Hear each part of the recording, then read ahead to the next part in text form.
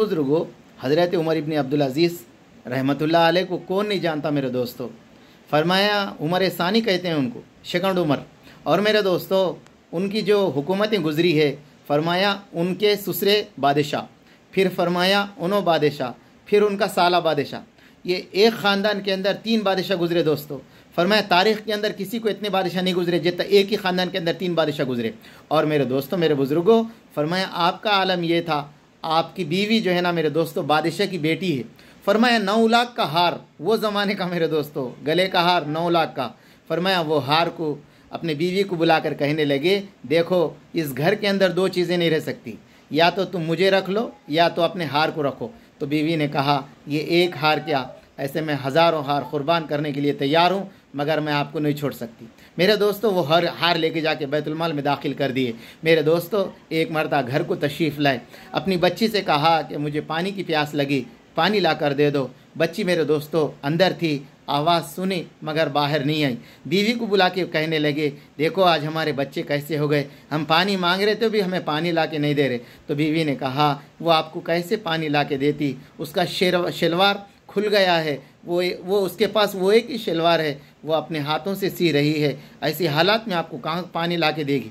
मेरे दोस्तों एक मर्दा घर तशरीफ़ लाए, अपने बच्चों को क़रीब बुलाना चाहते हैं, वो बच्चे कोई बात सामने नहीं आ रहे। अमीरुल मोमिनीन ने अपनी बीवी से पूछा हमारे बच्चों को क्या हुआ, मैं बुला रहा हूँ वो मेरे पास नहीं आ रहे। बीवी ने कहा बच्चों को भूख ऐसी सताई, वो बच्चों ने जो है घर के अंदर एक प्यास पड़ी हुई थी उसको उठाकर खा लिए, वो मुंह की बदबू आ रही है इसलिए वो आपके पास नहीं आए। मेरे दोस्तों ईद का दिन आया, बीवी ने अपने शौहर से कहा देखो ईद आई है, महल्ले के बच्चे ईद नए कपड़े पहनेंगे, फिर हमारे बच्चे उनको देखकर रोएंगे और हमारे बच्चों के लिए भी तुम कपड़ों का इंतज़ाम करो। बादशाह है मेरे दोस्तों, कोई मामूली आदमी नहीं है, बादशाह। फरमाया बीवी से कहने लगे जो तनख्वाह आई थी वो तनख्वाह तो हम रमज़ान के अंदर ख़त्म कर लिए, अब मेरे पास फिर पैसे नहीं है बच्चों के कपड़े के लिए। तो बीवी ने कहा देखो बैंक तुम्हारा है, ख़जांची तुम्हारा है, तुम एक ख़त लिख दो ख़जांची को कि कहा कि वो हमें 1 महीने की तनख्वाह एडवांस में दे दे।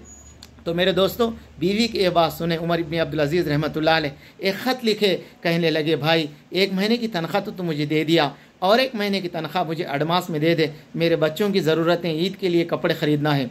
तो मेरे दोस्तों वो ख़जांची कैसा था देखो, कैशर, उसने पीछे लिखा अमीरुल मोमिनीन अगर मुझे 1 महीने की अगर मोहलत आप ये दे दे कि आप 1 महीने तक ज़िंदा रहते बोल के अगर मुझे लिख के दे दे, मैं आपको 1 महीने की तनख्वाह नहीं कई महीने की तनख्वाह देने के लिए मैं तैयार हूँ। तो मेरे दोस्तों मेरे बुज़ुर्गों फिर जब ये ख़त हज़रत के पास आया, उमर इब्न अब्दुल अज़ीज़ अपने बच्चों को बिठा के कहने लगे मेरे बच्चों मेरे ऊपर इतना बोझ मत डालो कि मैं उठा ना सकूं, मैं तुम्हें ईद के कपड़े नहीं दे सकता। तो बच्चे भी मेरे दोस्तों बच्चे थे, कहने लगे अब्बा हमारे ये कपड़ों में हम धो लेके सी कर जो है ना ईद कर लेंगे, आपके हम ऊपर बोझ नहीं डालेंगे। तो मेरे दोस्तों तारीख़ गवाह है, जिस वक़्त मेरे भाइयों मर्जुल वफ़ात में थे उमर इब्न अब्दुल अज़ीज़, तो लोगों ने कहा कि हज़रत आपको जहर देकर मार दिया, मारने का प्लान बनाए। तो हज़रत ने कहा कि जहर नहीं दिया भी जाता तो मैं 1 दिन मर जाता। उसके बाद में अपने ग़ुलाम से कहा तुझने किसने मजबूर किया कि मुझे जहर देने के लिए। तो कहा कि आज़ादी का मामला था और कुछ पैसे देने का, कुछ दिरहम देने का उनका इरादा था। कहा कि वो दिरहम मुझे ला कर दे दो। वो दिरहम अपने हाथ से लेकर मेरे दोस्तों बैतुलमाल में जमा कर दिए। ग़ुलाम से कहा तू यहाँ से चले जाना, अगर तू मेरे मरने के बाद यहाँ रहा तो मेरे रिश्तेदार तुझे नुकसान पहुँचाते।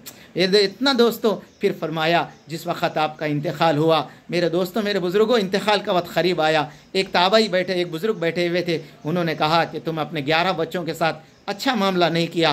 कहने लगे हज़रत ने तक़ी उस्मानी साहब ने लिखा जिस वक़्त आपका इंतकाल का करीब था उनकी मीरास को तकसीम किया जा रहा था, उसमें एक बेटे को मेरे दोस्तों 11 दिरहम निकले, एक बेटे को 11 रुपये, एक बेटे को 11 बेटे थे, एक बेटे को 11 रुपये निकले। मेरे दोस्तों फिर कहने लगे आपने बच्चों के साथ अच्छा मामला नहीं किया। फिर उसके बाद में कहा कि मुझे टेका लगा कर बिठा दो, उनको टेका लगा के बिठा दिए। बिठाने के बाद कहा मैंने लोगों का पैसा मेरे बच्चों को नहीं खिलाया, मेरे बच्चों का पैसा मैंने लोगों को नहीं खिलाया, अगर मेरे बच्चे नेक है वह यतवल्ला सालिहीन, अल्लाह उनके लिए काफ़ी है। तारीख़ गवाह है दोस्तों, तारीख़ गवाह है। उमर इब्न अब्दुल अज़ीज़ मरने के बाद अल्लाह तबारक ताला ने ऐसे उनके बेटों को वही इज़्ज़त अता फरमाई, एक मुल्क का गवर्नर बना के दुनिया के अंदर उठाया।